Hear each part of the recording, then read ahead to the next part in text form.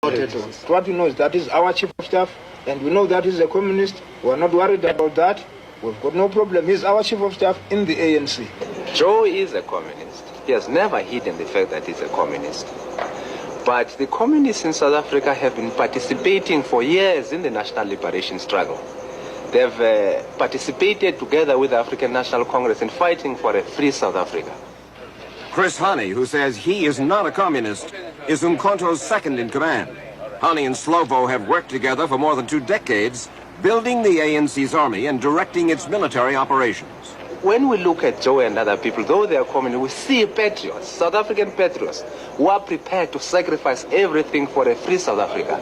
We know that the party, the South African Communist Party, ultimately will fight for socialism. And there's nothing wrong with that. I think the people of South Africa have got a right to choose, to decide if they want to be socialist or if they want to be a capitalist country. How much do communist governments give the ANC? How they give us, I think it's well known. We don't hide the fact that we get weaponry from them.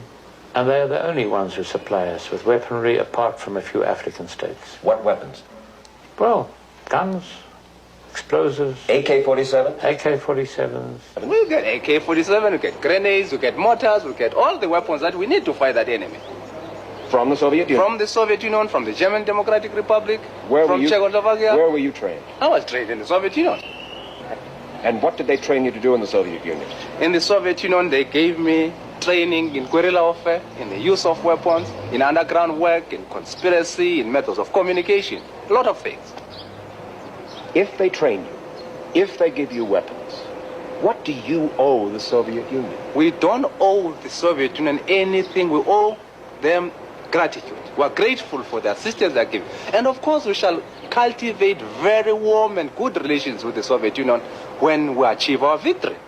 Hani points out that the ANC also receives economic assistance from Scandinavian governments and that it would have been willing to receive U.S. military assistance, but U.S. aid has never been offered. Meanwhile, inside South Africa, Slovo and the ANC are pursuing a new strategy to bring the war into white neighborhoods that hitherto have been exempt from ANC attacks. There was a moment in our military strategy where we deprived ourselves of opportunities of hitting real targets because of the fear that we would hit an innocent passerby, whether white or black. And that can no longer be the determining factor in our approach. We're sending a message, we're conveying a message to the whites that we're not fighting the whites as whites, but we're fighting a system. But Radio Freedom has said, your own radio has said, we're going to go after them in their kitchens, in their bedrooms, we're going to bring the war home to them. I'm not sure I understand. By them, you're meaning the whites. I think what Radio Freedom is trying to say, that for a long time, the war has been confined to the black areas. This war now must be taken to the white areas, not in terms of going for white civilians, but in terms of going for white generals, for white officers, for all those who are involved in the repressive machineries of the state. In the kitchens and the bedrooms and the living rooms of these white homes? We shall attack these officers even in their bedrooms, even in their kitchens. That's why we should interpret the message of Radio Freedom. But more than violence, the central concern of the U.S. government and other Western countries, as they explore the future of South Africa, is the ANC's Soviet connection. What directions do you get from Moscow?